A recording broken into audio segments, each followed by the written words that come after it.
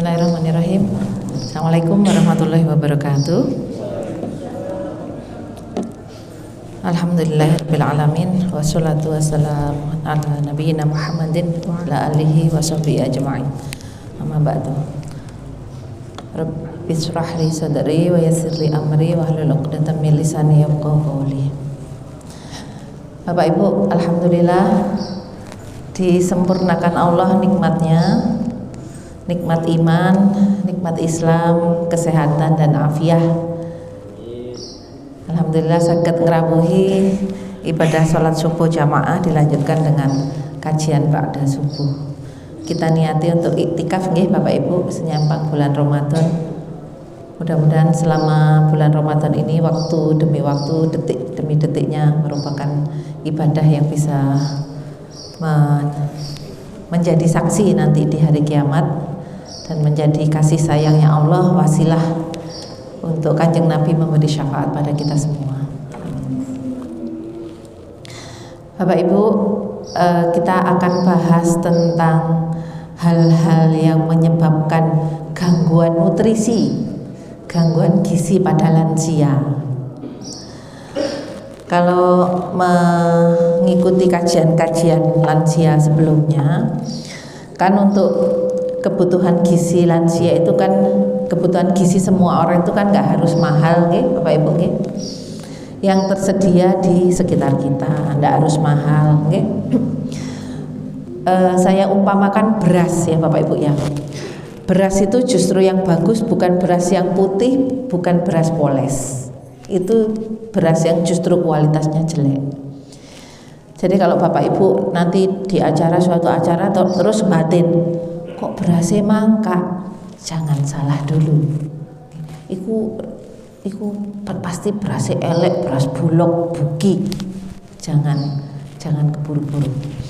Jadi satu penelitian mengungkapkan bahwa justru beras selepan pertama Bapak Ibu yang mangka, yang warnanya coklat, sing akeh sekamnya, apa Bu? Katul. Itu kualitasnya bagus. Nggih. Kenapa kualitasnya bagus? Vitaminnya tidak hilang. Vitamin yang ada di kulit arinya beras, nggih. Kulitnya beras itu yang justru warnanya kuning mangka itu vitamin untuk saraf. Jadi Bapak Ibu nggak gampang geringingan, kebas, likaten, kram. Itu karena vitamin B-nya masih melekat. Satu. Yang kedua, justru di kulit arinya beras itu seratnya tinggi. Itu yang mencegah untuk kencing manis. Termasuk yang sudah ada gula darah tinggi, itu begitu dahar, gula darah yang sesudah makannya nggak melonjak tinggi karena diimbangi oleh serat tadi, supaya karbohidratnya tidak karbohidrat simpel, sederhana, tetapi menjadi karbohidrat kompleks. Karbohidrat kompleks itu dilepas lambat di dalam usus supaya kadar gula tidak melonjak cepat kalau sudah makanannya diserap oleh tubuh. Ngaten. Jadi sekali lagi tidak harus nutrisi itu sesuatu yang mahal. Ya, jadi beras coklat itu malah kadang-kadang pemilik toko atau selepan, wes tukun Bu, murah-murahan niku mau. Misalkan gitu ya. Bu kok warnane elek, misalkan ya. Gitu ditumbas. Kalau cuma didahar sendiri, tidak disuguhkan ke tamu, tidak apa-apa, didahar sendiri. Karena itu justru seratnya tinggi, vitamin B-nya masih tinggi, dan komponen-komponen antioksidannya masih tinggi. Nah, jadi sekali lagi karbohidrat yang biasa kita makan dari komponen nasi tidak harus mahal. Kalau misalkan satu sak atau 1 kilo yang beras biasa ya, yang poles mungkin 16.000, itu mungkin 14.000 dapat tuh. Ya, jadi lebih murah, jauh lebih murah. Itu satu tentang ketidakmahalan dari satu komponen karbohidrat. Yang kedua komponen apa? Protein. Ya, protein itu sekali lagi juga nggak harus mahal. Bapak Ibu yang misalkan regane ayam saya suwe saya munda, ya nggak harus ayam, yang nggak harus pupu atau ya milih ceker. Kalau ayam yang potong ibu jangan milih swiwi ya, jangan milih swiwi, jangan milih leher ya, karena itu daerah suntikan yang paling potensial untuk mengandung hormon-hormon yang untuk penggemuk, yaitu apalagi kalau di lehernya ada yang kayak neker alit-alit sebesar kedelai, jangan didahar ya. Kulit jangan dimakan ya. Jadi kalau komponen ayam, kulitnya jangan dimakan, lemaknya jangan dimakan, komponen leher jangan dimakan, termasuk swiwi ya, karena tempat suntikan paling enak untuk paling mudah untuk peternak itu di swiwi sama di leher. Ceker sekilo pinten Bu? 20.000. Tinimbang beli yang mentok apa Bu? Dodo mentok atau paha lebih mahal ya, 32.000, 33.000. Itu 20.000. Ceker. Apa komponen di dalam ceker Bapak Ibu? Kolagennya. Nggih, kolagen, di samping protein dan kolagen. Jadi Bapak Ibu kalau sendi-sendinya sudah kemeretek ya, pegelinu nggih, ulinya kurang karena seiring usia ulinya berkurang nggih, kemeretek kok kaku ya, dipakai untuk jalan kok loro, mungkin komponen kolagennya kurang. Bapak Ibu dahar ceker, termasuk untuk pertumbuhan anak ya. Nah, di samping kolagen juga albuminnya tinggi Bapak Ibu. Albumin itu untuk penyembuhan, misalkan ada luka, dia komponen protein untuk penyembuhan luka, itu tinggi ya. Jadi sekali lagi kita ngambil satu contoh protein dari ayam, ada satu komponen ceker yang jauh lebih murah daripada komponen dagingnya ya, yang bisa dipakai sehari-hari. Kemudian daging sapi luarang memang mahal ya, daging sapi mahal memang, dan untuk orang-orang tertentu tidak dianjurkan, terutama dengan riwayat kanker, ada keluarga dengan kanker, justru daging sapi tidak dianjurkan ya. Entah dagingnya, apalagi lemaknya, apalagi jeroannya ya, apalagi cengurnya, itu komponen kolesterol sangat tinggi, asam urat dari jeroan sangat tinggi ya. Jadi daging itu wis mahal, tapi beberapa orang tertentu tidak recommended, terutama riwayat kanker, jeroan, kulit dan lemaknya tidak direkomendasikan. Terus apa yang direkomendasikan dari protein yang murah? Tahu, tempe, tidak kalah, termasuk telur, tidak kalah.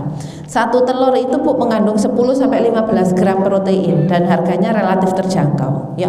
Kok endok terus? Enggak apa-apa. Rek kolesterolnya dukur, kuningnya jangan didahar, atau kuningnya boleh seminggu hanya 2 atau 3 kali saja. Komponen putihnya lebih banyak. Kuning telurnya dipakai siapa? Pakai cucunya, pakai putranya karena masih masa pertumbuhan, atau dipakai remaja putri karena komponen untuk hormon pertumbuhan, kuning telur masih bagus. Tapi kalau orang tua dengan riwayat kolesterol tinggi, kuningnya hanya 2 atau 3 kali dalam seminggu. Yang lainnya putih telur, aman dan relatif terjangkau. Ngaten ya Bu, sekarang habis karbohidrat, protein, sak menika lemak. Lemak apa yang bagus? Balik zaman lawas, lemak klentik. Sawit kurang bagus. Sapa ngongkon nandur sawit karo Pak Harto lek dhisik. Enggak apa-apa. Sekali-sekali pakai boleh. Nggih, asal tidak pemakaian berulang ya, pemakaian berulang.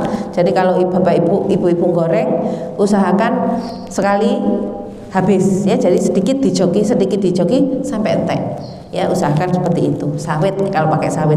Kalau pakai klentik dari kelapa aman ibu-ibu, nggih aman nggih. Jadi tapi usahakan tidak berulang kali penggorengan nggih, sedikit habis.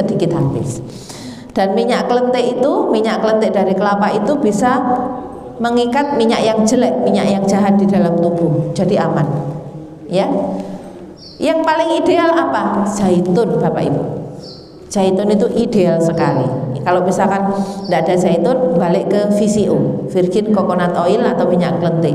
Nanti Pak Ferry memproduksi lagi ya Pak Ferry minyak klentik ya, itu bagus sekali. Itu komponen lemak yang sangat ideal Bapak Ibu ya, yang biasanya dalam sehari-hari kita tidak berupa lemak, tapi berupa minyak yang dipakai untuk menggoreng, untuk daharan sehari-hari. Nah, itu ya Bapak Ibu. Jadi saya kira kita sepakat bahwa makanan bergizi tidak harus mahal, yang ada di sekitar kita Kemudian yang mikro, zat gizi mikronutrien itu didapatkan dari buah dan sayur yang mengandung komponen vitamin dan mineral. Sekali lagi tidak harus mahal. Mangke Bapak Ibu, apa yang ada di sekitar kita itulah yang sudah digilir sama Allah. Saiki usum apa? Sekarang musim apa Ibu, Bapak? Sayur usum apa? Jungkul, kacang panjang, kenikir kalek medhik iku tandurane Pak Ferry ndek cedhek tembok. Simbukan di pagernya masjid itu simbukan. Kates di belakang. Bayem di kebunnya Pak Temas banyak di perengane kali. Ya, asal mau nandur bisa metik. Kalau yang nandur tetangganya minta. Bapak Ibu itu. Jadi komponen mikronutrien, vitamin dan mineral adalah yang sudah tumbuh di sekitar kita, termasuk buah yang tropical fruits. Sekarang buah naga, usum, jambu merah, kemudian apa lagi? Apokat. Itu Gusti Allah itu biar kalau ke orang Indonesia, okay? Nah itu, jadi sekali lagi tidak harus mahal, karena justru di buah musiman itu insya Allah harganya terjangkau. Nah sekarang kita akan membahas faktor apa yang menyebabkan kok bisa terjadi malnutrisi atau gangguan gizi. Ya, tadi kan dari faktor makanan ya, dan itu insya Allah bisa kita atasi ya. Sekarang kalau sudah ada makanan, ada yang didahar, kok saya kurang gizi. Nah kenapa? Satu, masalah mengunyah. Kalau pada lansia problemnya apa Bu? Pak? Ompong. Nggih. Ya kalau ompong ya daharannya jangan regina, peyek. Ya Bu. Ya kita buat yang lunak, nggih. Misalkan daharan sekul kok masih belum bisa mengunyah, ya modelnya bubur, ngaten nggih. Kalau misalkan yang kita masak kok masih kangelan, ya dicacah, nggih. Dicacah terus di model botok. Kalau kita bahasanya dikukus model botok ya Bapak Ibu ya. Karena botok itu ternyata makanan yang paling sehat. Wis gak digoreng, dibaruti klopo. Ya, kelapa itu adalah sesuatu sumber gizi yang sehat karena lemak nabatinya tinggi dan sangat bagus. Terus komponen di dalamnya tidak hilang karena proses lebih lanjut. Jadi botok itu sesuatu yang sangat sehat Bapak Ibu. Oke? Apalagi kalau misalkan ada pete Cina, apa Bu? Lamtoro. Lamtoro itu penurun gula darah paling bagus Bapak Ibu. Jadi kalau ada kencing manis, Bapak Ibu, wis tak bodokno ya Pak, tak akei torone, ngaten ya. Itu komponen penurun gula darah paling bagus. Pete Cina, Lamtoro. Lamtoro itu bagus. Terus sok-sok diparingi apa Bu? Tempe. Tempe nasi apik apa tempe sing elek Bu? Ya enggak, Bah. Nek digawe botok tempe sing elek, Bah. Nah, tempe bosok. Tempe bosok itu fermentasi yang paling bagus, Bapak Ibu. Jadi betapa orang-orang luar negeri itu iri sama Indonesia. Iri. Jadi kalau di Jepang itu mereka punya kedelai yang difermentasi yang rasanya tidak enak, namanya natto, Bapak Ibu. Jadi di Jepang itu poseki ngiler-ngiler itu. Ternyata kedelai difermentasi, tapi nggak pinter kayak orang Indonesia, nggak berbentuk. Jadi kayak kalau kita Bapak Ibu dahar itu jenang kacang hijau, jadi masih ada komponen kelihatan kacangnya, tapi dikasih maizena. Nah itu kan rek gak doyan delok kleler-kleler ya gak doyan Bu, apalagi tidak ada rasanya. Jadi orang luar negeri itu iri sama Indonesia, kok iso gawe tempe gitu ya. Karena itu fermentasinya paling bagus, mengandung probiotik paling bagus. Probiotik itu semua komponen dari daharan yang kalau didahar merupakan media untuk kuman baik tumbuh. Kuman itu kan ada kuman jahat, ada kuman jelek ya Bu, ada kuman jahat, ada kuman baik ya. Nah yang di dalam usus kalau komponen kumannya yang jelek, ya bakteri yang jeleknya itu dominan, itu bisa timbul penyakit di kemudian hari. Namanya dysbiosis. Jadi ada kesalahan di dalam biota usus, mikrobiota usus. Tempe, produk yang berfermentasi, ini merupakan media tanam yang paling bagus untuk bakteri baik tumbuh di dalam usus besar. Nah itu yang dicari-cari oleh orang luar negeri. Mereka istilahnya adalah nulisnya tempeh. Jadi bahasa Inggrisnya tempe itu tempeh. Jadi mereka berusaha membuat fermented food, okay, yang menyerupai tempe, ya, yang dibuat supaya memperbaiki mikrobiota di dalam usus supaya bakteri baiknya tumbuh. Ya, jadi kalau putra-putra tidak seneng tempe, ya di model ya apa carane? Di model nugget, mendol tidak doyan nugget, padahal sama ya Bu, tapi bumbunya lain ya. Nah tempe Bapak Ibu. Ya, kita balik lagi ke masalah mengunyah. Jadi kalau tidak bisa dalam bentuk yang kasar, Bapak Ibu, itu bisa dicacah, bisa di model botok. Okay? Sekali lagi masalah mengunyah. Okay? Kemudian kalau misalkan buah tidak bisa, diapakan? Jus. Okay, di jus. Jus ini tidak disarankan untuk anak dan bayi yang sudah mulai belajar mengunyah, Bapak Ibu. Okay? Kenapa? Kalau terbiasa di jus, rahangnya males mengunyah, rahangnya kecil, tidak tumbuh. Otot-otot mengunyahnya tidak tumbuh, rahangnya kecil. Nah, kalau rahangnya kecil, kemudian hari bermasalah dengan gigi. Didik-didik operasi gigi, apa kesundulan, apa rahangnya tidak tumbuh, tapi sama Allah ini tataan untuk giginya ini sudah sesuai, misalkan bawah 16, atas 16, misalkan gitu ya. Tataannya, akarnya ini sudah 16 bawah, yang atas 16, tapi kok rahangnya nggak tumbuh sempurna. Ya jelas kesundulan, ya jelas butuh dioperasi, diambil. Kalau nggak numpuk-numpuk, gitu ya. Nah anak sekarang kayak ketok tampilannya nggak apik, jaluk di behel. Sebelum dibehel itu ditarik dulu, dikurangi giginya supaya bisa dikawat, bisa diatur. Itu wes menghabiskan uang ya. Jadi untuk bayi yang sudah mulai belajar mengunyah, termasuk anak-anak, jangan dibiasakan jus Bapak Ibu. Kenaan langsung seruput ditelan, tidak pakai acara mengunyah. Mengunyah penting untuk pertumbuhan rahang dan otot-otot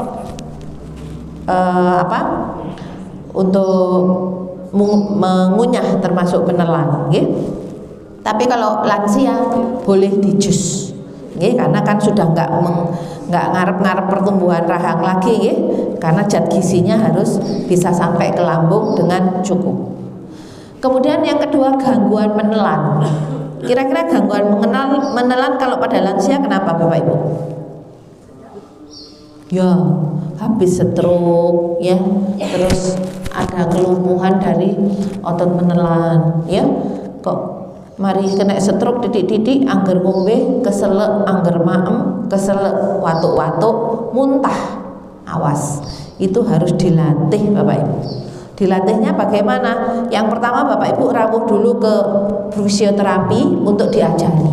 Misalkan yang lumpuh sebelah kiri, misalkan Ibu ya. Nah nanti gimana ini caranya menelan supaya nggak keselak mlebu nang paru-paru sebelah kiri, supaya ototnya ini sama-sama bisa bagus.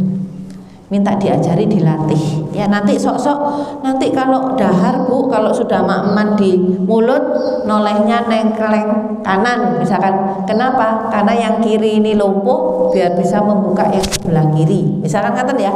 Atau nengklengnya ada ke atas sedikit untuk membuka saluran makannya, ngaten. Minta diajari.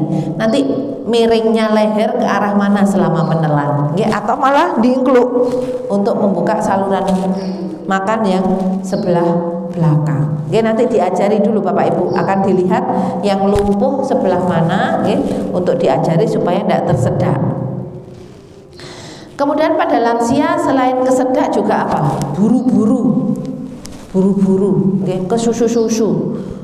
Ya, sing enom selak ndang kerja ibuke sik dahar. Gak mari-mari serat telat aku kerja.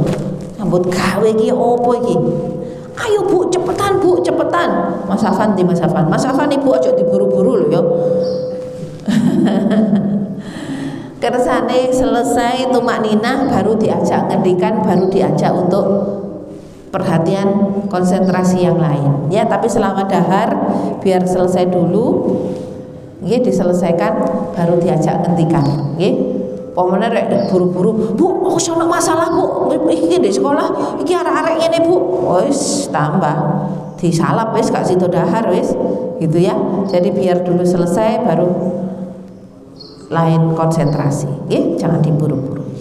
Yang kedua, gangguan pada fungsi organ tubuh ekstremitas bagian atas tangan. Kalau ada gangguan pada tangan, otomatis lansia tidak bisa dahar.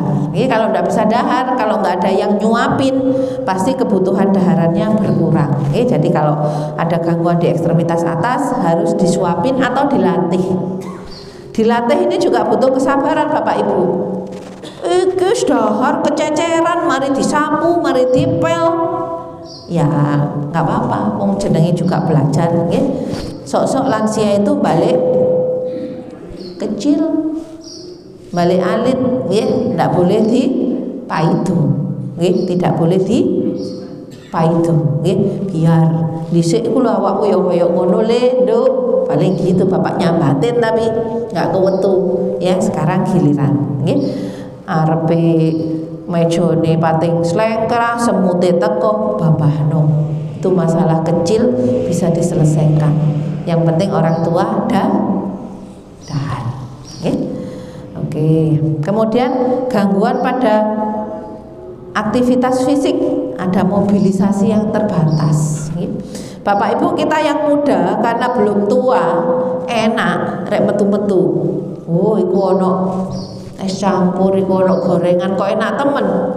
Ya karena bisa jalan, bisa melihat kira-kira sing enak dimaem opo. Sik enom iso mlaku. Kalau wong sepuh dengan gangguan mobilisasi ndak bisa jalan, kira-kira pilihan makannya banyak atau banyak? Dikit. Dan itu tergantung dengan sing masak. Rek sing masak repot, paling enak gawe jangan bening mbek goreng tempe. Mosok lansiane saben dina arepe jangan bening ambek tempe ae. Kan enggak kan Bu. Ya apa carane di model-model, nggih? Ya aku isone iku. Ya besoknya belajar lagi, tambah lagi skillnya. Ya, jadi divariasi, nggih. Karena kasihan lansia dengan mobilisasi yang terganggu ini Bapak Ibu. Pilihan daharnya ndak banyak. Kayak mana harap ngendikan kepingin ini itu, kira-kira lansia itu gampang atau sungkan? Sok-sok sungkan Bapak Ibu. Anakku wis ngurusi aku, matur suwun, Pak Ferry ini hebat, ngurusi Bapak luar biasa, apresiasi.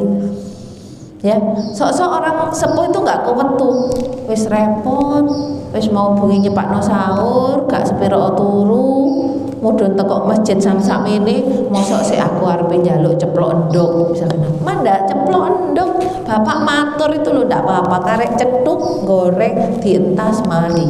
Tapi sok-sok nggak kewetu karena khawatir ngerepoti. Orang sepuh itu pertimbangannya banyak Bapak Ibu, arepe meminta sesuatu. Jadi usahakan orang sepuh itu nggak leren minta ya Bapak Ibu ya. Usahakan wong sepuh itu nggak leren minta. Rek saking kewetu minta itu memang butuh. Ya, jadi usahakan kita yang muda yang menyesuaikan. Bapak ngersakno opo? Ibu ngersakno opo? Sederhana sok-sok sing disuwun. Misalkan Mas Hanafi, mana Mas Hanafi? Han, aku tukokno, misal ibu matur ya, aku tukokno tempe bacem. Han, kok ibu kepingin tempe bacem? Mas Hanafi kudu budal, Mbak Uci kudu budal. Sederhana yang disuwun, mandak tempe bacem. Tapi kita yang muda harus aktif, nggih. Ojo sampai wong sepuh iku sampai nyuwun, rek nyuwun ojo sampai nggak nggak dituruti, jangan Bapak Ibu, ya jangan.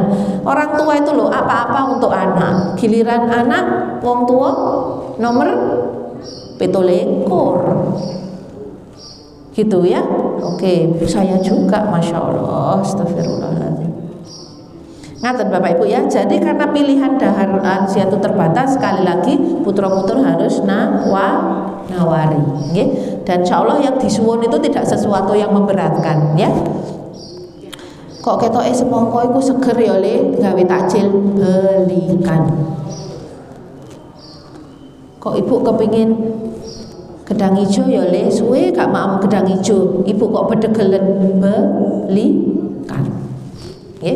Nanti sama Allah gantinya itu tikel tepuk Bapak Ibu. Tenang, betul, sungguh ya. Ndak harus kalau bakti sama orang tua itu ndak harus nunggu di akhirat Bapak Ibu. Kontan dimuliakan Bapak Ibu di dunia, ya. Kemudian berikutnya adalah gangguan kognitif. Ada gangguan pada kognitif, pada kecerdasan. Arep ngarani, opo sih aku mau kepingin opo sih mau awan. Mari ngono putrane rawuh didangu, ibu ngersakno opo? Opo ya Le, ibu mau pengin opo ya Le, gitu ya. Lupa. Nah, lupa malah jadi bedek-bedekan. Apa Bu? Gitu ya, bedek-bedekan. Ibu mau menggali opo? Ya udah sebutkan aja. Jangan asem, jangan tewel, jangan gitu. Jangan rawon apa segala macam gitu ya. Itu sesuatu yang menyenangkan kalau bedek-bedekan dengan anak dan orang tua. Jadi guyone wong tua. Ya. Simple, tapi sesuatu yang membuat lebih rekat, ya, sesuatu yang membahagiakan, gitu ya. Jadi kalau ada gangguan kognitif, pikun, Bapak Ibu ojo nyeneni, jangan. Kita itu loh Bapak Ibu nggak mesti nanti nggak ada garansi nanti tua akan seperti apa, ya. Yang bisa kita lakukan sekarang BBE iso berkhidmat ke orang tua, nanti pas kita tua sama Allah bisa muliakan. Nah, nggak ada garansi Bapak Ibu, ada garansi, nggak ada. Nanti masa tuanya seperti apa? Ya, yang kita lakukan ya seperti ini, kita pamrih sama Allah ya, pamrih. Jadi kalau ada gangguan kognitif, jangan dimarahi ya Bapak Ibu ya. Ibu iki sembarang lali, pekon, delek iki lali. Paling ibu batin, kon korek tua ya nduk Le gitu, jangan ya, jangan. Ya memang ya wis, ibu rek supe, bapak rek supe, rek sembarang delek sembarang kalir, didelek di ndukur bufet kene ya Bu, taruh di atas bufet, taruh di atas meja. Jadi ibu rek goleki gampang, putra-putra rek bantu gampang. Jadi taruh bufet atau meja, kosongkan khusus untuk ibu naruh segala sesuatu. Bahiku berambang di dalam kono, lantik di dalam kono, kunci kacamata sembarang dalam kono, bah. Ya karena memang kesepakatannya adalah itu adalah tempat untuk ibu menaruh sesuatu. Ngaten ya. Bah sudah habis tak Bah? Hah? Oh kedekatan. Yang keenam, gangguan mood dan depresi. Mood itu suasana hati Bapak Ibu. Suasana hati, gangguan mood dan depresi. Depresi itu susah nemen, itu namanya depresi. Kalau ada gangguan mood ya ojo digoroi, ya ojo digarai, ya. Kalau ada gangguan mood ojo digarai. Terus habis itu kalau sudah mulai moodnya pasuryane wis mulai cerah, wis enggak medudut maneh, baru putra-putra tanglet. Enggak ya ono apa Bu, kok ibu rodok apa gitu ya, ditanyain ono apa. Lah iku lho adikmu ngene-ngene, lah iku lho masmu ngene-ngene, iku lho wis ponaan wis. Nah baru ditanggap ada apa. Nggih, kalau ada gangguan mood memang sok-sok lansia itu ndak kerso dahar, nggih. Kemudian depresi. Depresi itu susah, sak susah-susahe. Ya sehingga beranggapan Gusti Allah itu kok aku sing diuji koyok ngene gitu ya. Sok-sok ada anggapan seperti itu. Itu berarti ada tanda depresi. Tidak boleh ya. Tidak boleh merasa yang paling istimewa diuji sama Allah. Karena ada yang lebih parah. Saudara-saudara kita ya. Banyak yang diuji Allah lebih parah. Kita alhamdulillah bisa jamaah, diparingi sehat, punya teman dalam satu jamaah ini, teman dunia dan akhirat. Nanti kalau kita meninggal yang mencolatkan itu, loh itu kan sudah kabar baik. Jadi tidak ada istilahnya orang jamaah itu sing susah. Karena ini garansi Bapak Ibu, ini garansi kalau misalkan aku duwe konco jamaah, korek aku mati pasti ada yang nyolati. Nggih. Sewaktu-waktu terjadi apa-apa, sapa sing tandang? Ya koncoku jamaah iki, misal. Itu nggak boleh bersedih ya Bapak Ibu ya. Sehingga tidak ada kamusnya depresi kalau orang berjamaah, kalau orang Islam ya, karena Allah itu Maha mengabulkan doa, nggih, Maha pengasih, penyayang semua ya. Depresi ini mungkin hanya orang-orang yang nggak percaya sama Gusti Allah, kebesarannya Gusti Allah, nggih. Kemudian terisolasi secara sosial. Terisolasi secara sosial itu orang yang sepi, yang sendirian. Jadi sekali lagi lansia itu tidak boleh sendirian, nggih. Harus ada yang menemani. Nek gak gelem tak jak nang omahku ya apa? Yo mbuh yo apa carane ngerayu gitu ya, atau anake disalap dek ngancani eyangnya gitu supaya ada teman. Rek ambek putu-putune gak cocok kabeh. Gimana Bapak Ibu? Ya wis ditakoki, enggak ibu iki misalkan ndek omah dhewean paling seneng menurut penggalih ibu sapa sing ngancani? Ono lho iku anake wong iku lho ngesakno le aku pengin nyekolahno. Arek iku lho basane api nang wong tua hormat, ibu kok seneng. Ibu kerja dikancani arek iku, engko aku sing ngomong. Tapi apa situasi dalam rumah yang dikondisikan? Karena ada orang luar, ada orang asing yang harus menemani orang tua. Satu, tingkat keamanan. Deleh barang di endi, barang berharga di endi, barang senjata tajam di endi, barang-barang dokumen penting di endi. Awas, karena ada orang luar yang masuk ke dalam rumah. Jadi safety dulu supaya tidak ada fitnah. Lho wingi ibu ndeleh jam tangane masmu ndek kono kok gak ono le, kok gak ono Nduk, jangan sampai ada fitnah seperti itu ya. Jadi barang berharga didengitkan, disembunyikan, ya, dokumen-dokumen penting disembunyikan karena kita mau memasukkan orang baru ke dalam rumah. Itu kalau ibu serak dengan orang luar, ya. Jadi tidak boleh terisolasi secara sosial, harus ada teman. Yo opo carane, ya. Kemudian kemiskinan, ya tadi misalkan ada kekurangan, ya apa yang ada di sekitar kita masih memungkinkan. Allah tidak nemen-nemen kalau memberikan cobaan pada orang Indonesia ya, karena masih bisa tumbuh. Masalah pejabatnya koyok ngono kita serahkan sama Allah saja, wis tidak mampu kalau rakyat mikirkan. Penyakit akut atau kronis pasti mempengaruhi pada nafsu makan, ya otomatis Bapak Ibu ya. Giliran aku loro digawani sembarang kalir, pas ilate pahit, pas kepingin nggak ono sing ngeteri misalkan itu ya Bapak Ibu ya. Ya enggak apa-apa, engko didahar wis sehat Bu. Penting saiki obatnya diunjuk, Ibu istirahat dulu, nanti kalau sehat itu daharannya didahar. Sok efek samping pengobatan Bapak Ibu. Jadi ada beberapa obat yang efeknya itu mempengaruhi nafsu makan ya, atau perih ke lambung ya, seperti asam mefenamat, Ponstan, nggih. Obat-obat yang steroid ya, obat-obat setelan-setelan yang Bapak Ibu aku pegelinu rek ngombe obat iku penak tumbas bebas di apotik, awas, itu kan sok-sok mempengaruhi nafsu makan sama mempengaruhi lambung. Terakhir yang mempengaruhi faktor penyebab terjadinya malnutrisi adalah restriksi terhadap diet tertentu. Maksudnya restriksi itu ambek dokternya kok gak oleh asin-asin ya opo gak mak asin kan rasane ya malah makame titik misalkan gitu ya. Gimana ngatasinya kalau nggak boleh garam asin?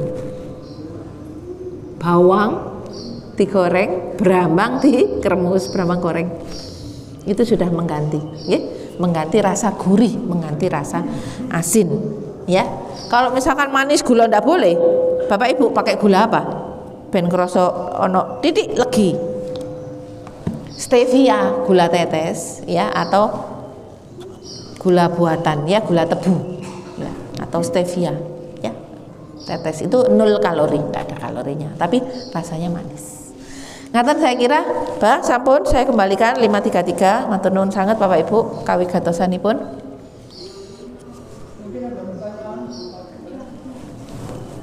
Ada bah?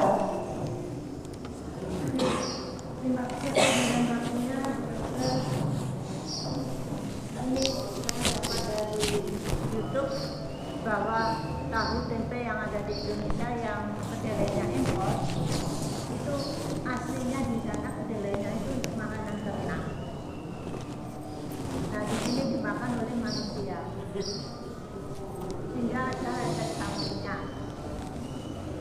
Dokter Zainul Akbar yang ahli gizi. Saidul Akbar herbal. Saidul. Itu mengatakan khususnya remaja jangan sering-sering makan tahu tempe. Tapi beliau nggak menyampaikan alasannya apa. Nah, yang terjadi di Thailand itu pasangan suami istri itu akhir-akhir ini itu banyak yang mengalami, si suaminya itu mengalami impotensi. Itu karena berdasarkan penelitian dari kedelai yang ada di sana. Apakah kedelainya itu salah pupuk, apakah kedelainya disuruh pestisida atau gimana? Nah, itu terjadi seperti itu.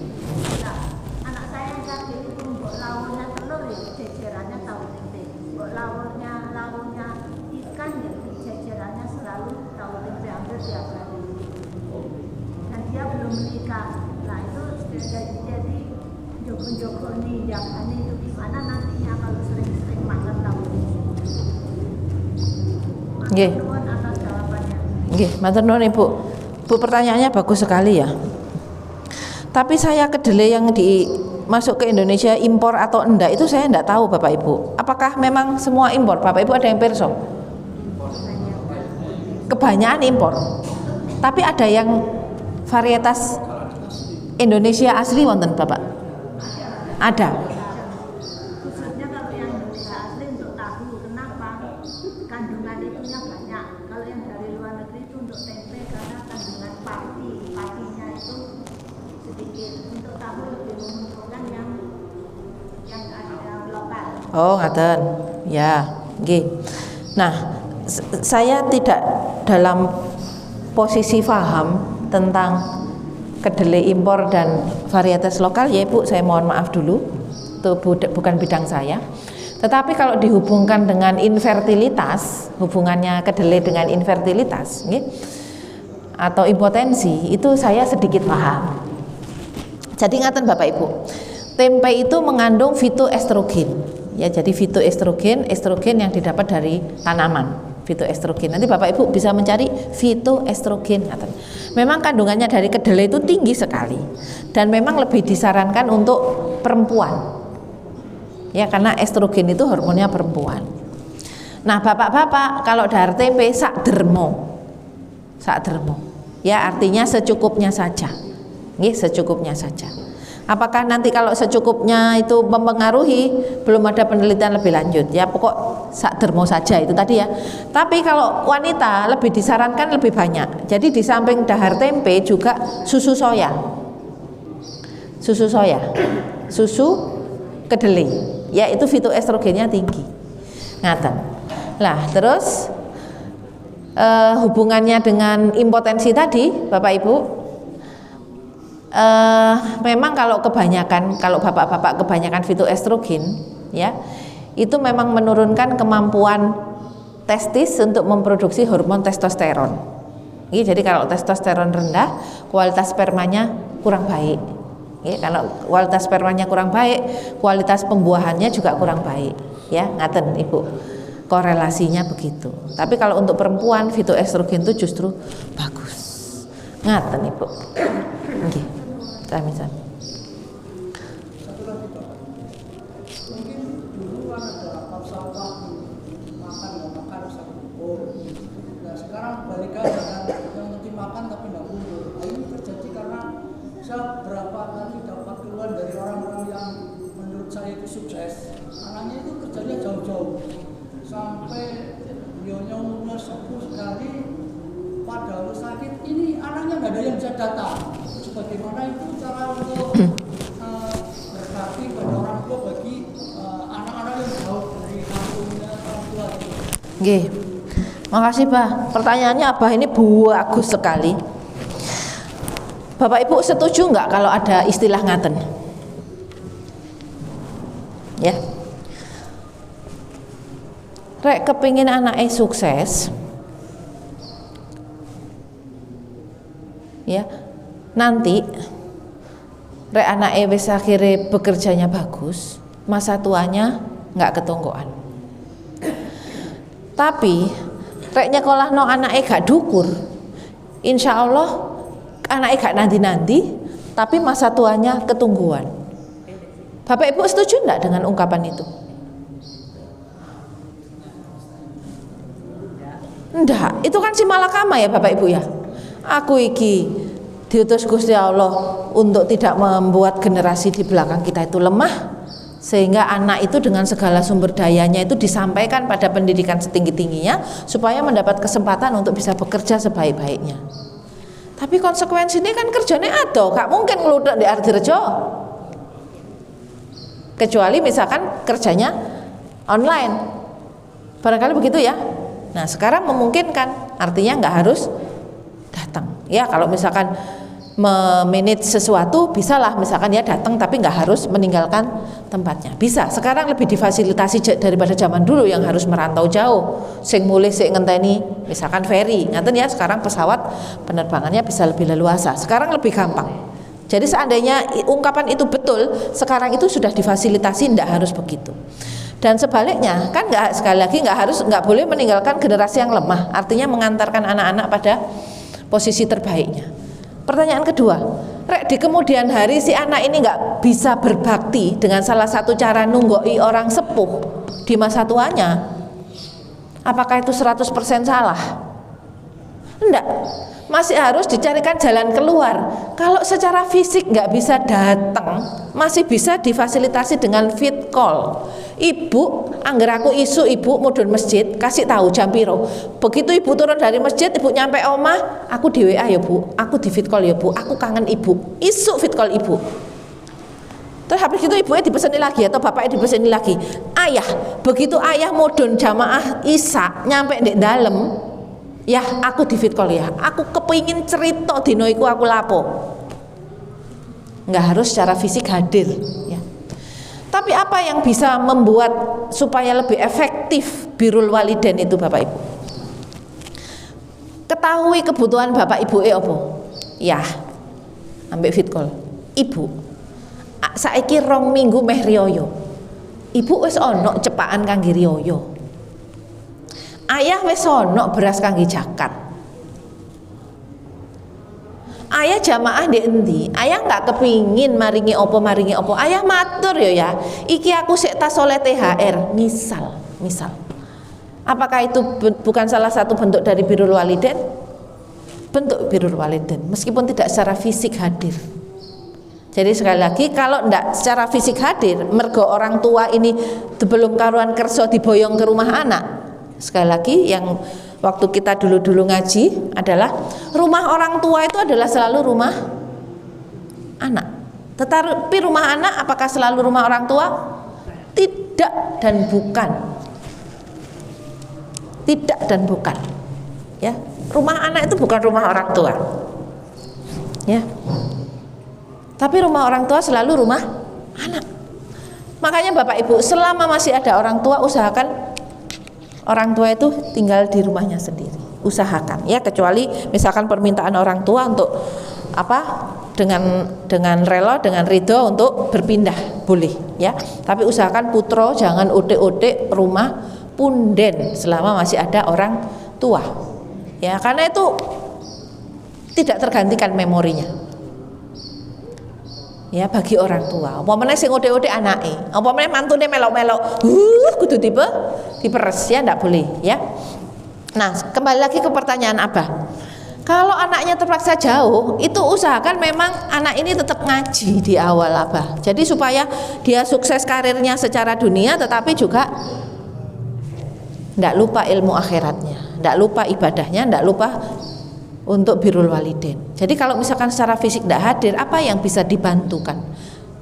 Ya itu tadi, bayari nyekolahno ponakane, misalkan nggih, dulure, ya wis pokok eyang tunggu ana lho nduk ya.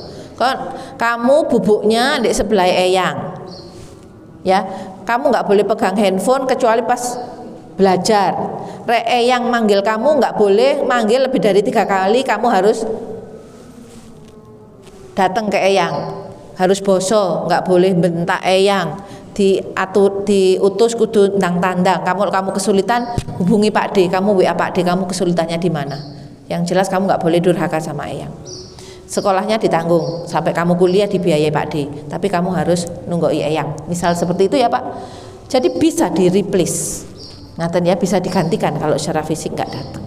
Dan sebaliknya memang tidak boleh, misalkan bercita-cita ya Allah anakku gak tak sekolah no wes ben aku kok ketonggoan, ya sampai kapan? Kan mereka punya masa depan sendiri ya, jangan sampai mereka punya masa depan sendiri dan hak. Jadi jangan sampai orang tua itu dituntut sama anak gara-gara apa? Ibu aku dhisik gak di sekolah no. Tidak boleh ada tuntutan. Kabeh dulur-dulurku di sekolah no bareng aku, wis nduk awakmu lulus SMA, wis nduk nyambut gawe, ndak boleh ada tuntutan. Ya artinya semua harus ikhlas ridho mempunyai kesempatan yang sama.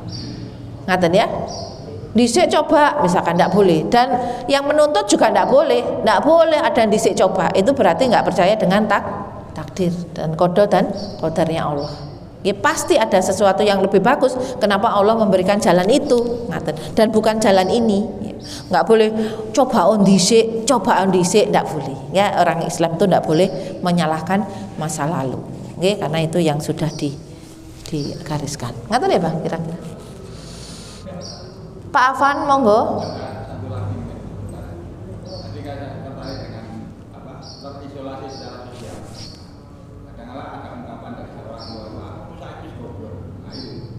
Ini apakah sebuah fenomena terisolasi secara sosial atau terisolasi secara intelektual? Nggih.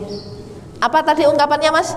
Aku saya goblok. Jadi istilah ada diskusi itu kadang-kadang maunya si ibu ini kadang-kadang ingin ngikutin maksud kemarin ceramah nota dulu ini. Kadang-kadang manakala dia tidak bisa mengikuti, ada seolah-olah aku saya nggak iso. Kadang-kadang kita yang ditanya itu kadang-kadang kan bukan nggak selalu bisa. Nggih. Oh nggih, terima kasih Mas Afan, pertanyaannya bagus sekali nggih. Jadi terisolasi secara sosial itu nggak moro-moro orang itu menyepi. Sok-sok itu bukan hanya ngapunten kehilangan dari orang-orang yang dicintai, kehilangan pasangan, atau putra-putra sudah keluar rumah, atau cucu-cucu juga nggak mau ikut, bukan hanya secara fisik sendirian, bukan hanya itu, tetapi juga secara sosial atau merasa tertinggal. Bagus Mas Afan, merasa tertinggal. Jadi Bapak Ibu, kalau ada tadi gangguan kognitif yang kita bicarakan tadi, gangguan pada tingkat pemahaman, aku kok saiki lalian, wis gawe aku kumpulan lah aku lalian, misalkan ya. Atau lagi biasanya kalau orang mengundurkan diri dari suatu komunitas, dari suatu kumpulan, itu biasanya adalah orang yang bolak-balik pipis, yang ngompolan. Itu yang sangat membuat orang itu mengundurkan diri. Gak wis ambuku pesing, misalkan gitu ya. Gimana caranya? Pakai pampers, belikan pampers. Yang muda sudah harus mulai itu tadi membackup. Ya ibu butuh ya apa? Mau aku misalkan ya matur, mau aku wis awakmu ae le sing teko le wakilono ibu apa ibu ngene. Lah itu sudah mulai harus, nah berarti ibu butuh apa ini untuk supaya ibu tetap bisa keluar rumah, bisa beraktivitas di luar rumah, bersosialisasi, derek kumpulan, derek jamaah, tapi ibu apa yang butuh disupport, itu kita support. Nah, masalah tadi aku saiki wis gak gini, itu karena menyadari bahwa memang kemampuan untuk memproses informasi baru berkurang.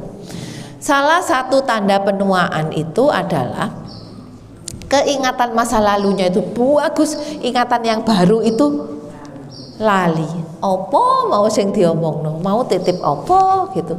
Sopo iku mau koncone sing dikenalno aku. Itu memang salah satu tanda ciri penuaan, terutama kalau nemen berarti ke arah kepikunan. Itu yang muda yang adaptasi Bapak Ibu, yang muda yang adaptasi. Jadi jangan konsentrasi pada kelemahannya si lansia itu. Artinya konsentrasi, lah ibu mau gak nemu ibu ngendikan aja mbak koncone ibu, ndak begitu. Biar saja ngendikan, wong kompensasinya dia karena nggak paham itu ngendikan kok, biar saja. Ya jadi kita tidak berfokus pada kelemahannya. Ya wis rek ibu gak paham, coba aku tak telepon bu siapa tadi yang rawuh, aku tak takon mau coba apa yang diutarakan atau isi dari misalkan pertemuannya apa, ngaten. Jadi yang muda yang beradaptasi, ini tidak fokus pada kelemahan lansia, kita yang membackup. Ngaten Mas Afan, nggih. Monggo Mas Temas, monggo.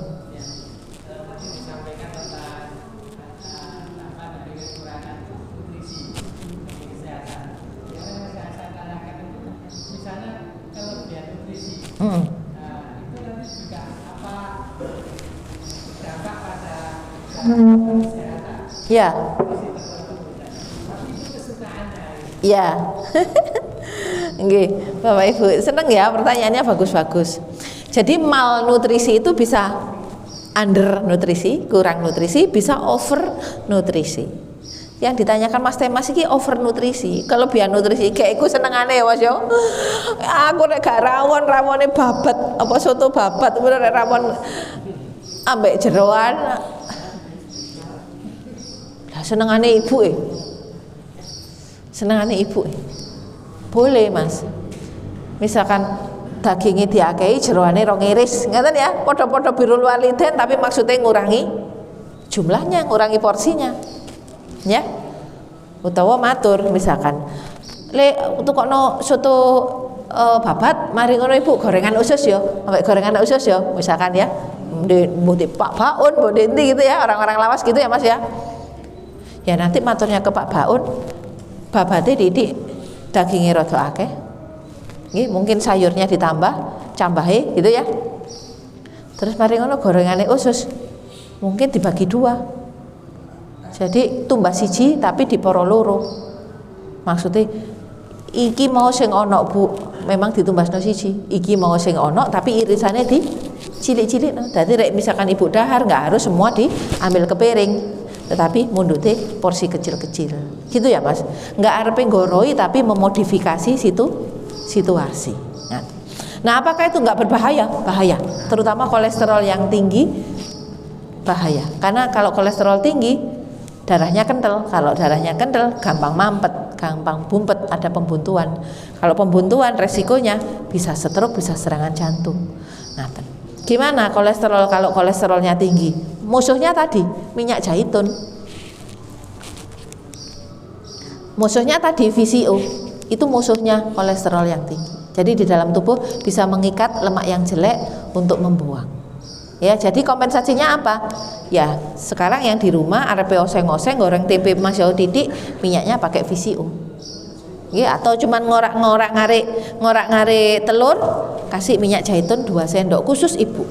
Ya, supaya narik kolesterol yang jelek. Tapi kalau masalahnya wis kadung lemu, misalkan ya gemuk, itu kan komponen lemak tinggi sekali. Jadi 1 gram lemak itu sama dengan 9 kilokalori. Tapi kalau 1 gram karbohidrat, 1 gram protein itu cuma 4 kilokalori. Jadi ping 2-nya lewat kalau lemak itu Bapak Ibu. Jadi Bapak Ibu kalau dahar lemak, sesuatu yang berlemak itu makanya cepat lemu karena menjadi kalori yang lebih tinggi daripada cuma dahar nasi atau lauk. Lah wis kadung lemu ya apa? Puasa ini memang sama Allah bisa menurunkan 1 porsi makan untuk hanya menjadi 2 porsi makan. Ya ini nanti yang kebiasaan ini yang kita lanjutkan ya supaya mengurangi. Sebetulnya untuk Bapak Ibu yang kuda kadung gemuk ya, untuk menjadi kurus itu cukup skip atau meninggalkan 1 kali waktu makan 1/3 porsi, dan itu sudah difasilitasi dengan puasa. Ya. Jadi buka, sahur mewakili sarapan dan makan malam, makan siangnya dipundut. Nah itu bisa untuk memperbaiki metabolisme tubuh, bisa menurunkan berat badan, memperbaiki metabolisme dalam tubuh. Ngaten Mas? Nggih. Monggo, Bah.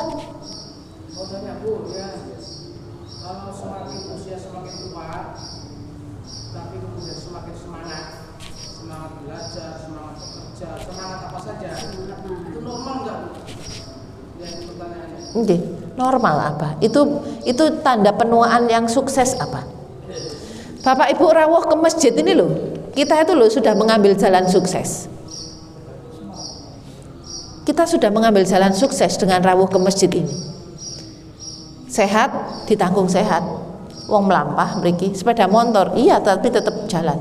Sehat ya, smart ya, sehat. Mandiri. Mandiri masih naik tangga sampai abah alif gak ditate-tateno. Ya, mandiri. A-nya aktif. Ya. Kemudian smart. Apa Pak? Saya kok jadi lupa. Mandiri, aktif. Saya kok lupa ya Pak? Smart. Aduh. Dua terakhir saya lupa Pak. Kalau semuanya aktif, apakah normal? Sangat normal. Itu tanda penuaan yang sukses. Jadi Pak, ada 3 macam penuaan nggih. Yang sebelah kiri ini yang penuaan yang kurang sukses karena ada penyakitnya kronis, tidak bisa disembuhkan. Itu dianggap penuaan yang tidak sukses. Artinya kecepatan regenerasi dalam tubuh, regenerasi dalam tubuh lebih lambat daripada degenerasi.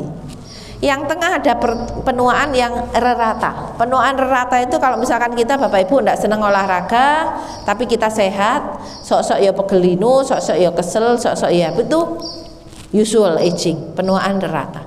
Ada kanan adalah penuaan yang sukses. Penuaan yang sukses itu umurnya berapa? Misalkan ya 60. Oh, tampilannya kok masih 50. Itu sukses. Karena performance secara fisiknya bagus. Semangatnya bagus. Itu sukses. Nah, ini pada umumnya adalah orang-orang yang aktif berolahraga, kegiatan apapun derek, nggih, orangnya positif, ngaten ya, semua mandiri. Itu sebelah kanan. Itu yang sukses. Yang orang bisa maintain aktivitas fisiknya dengan bagus. Yang kanan ya, aktivitas fisik, aktivitas ibadah, sembarang orangnya bagus secara sosial, bagus secara religi, spiritual, bagus kanan. Yang rerata ini yang tengah. Yo no males sih, seperti kita. Yo sok-sok kayak saya, kesel, ya turu, gak traweh, ngaten. Kesel aku gitu. Alasan. Itu tengah-tengah. Ada yang accelerated, ada yang penuaan dipercepat. Kalau dalam kondisi diuji sama Allah, ada penyakit yang menurunkan kondisi fisik, performance fisik. Ngaten. Berarti Abah termasuk yang kanan, Bah. Ngegas semua ya, Bah ya. Apalagi Ramadan. Digas semua. Ya, karena di Ramadan ini dilipat gandakan sama Allah, rahasianya cuma sama Allah, ya, pahalanya untukku, saking nggak iso dihitung, ya, kita beruntung sama Allah disampaikan di bulan Ramadan. Alhamdulillah. Ngaten apa? Terima kasih. Oh masih, sampun, monggo Pak, monggo Pak. Oh sampun, sampun.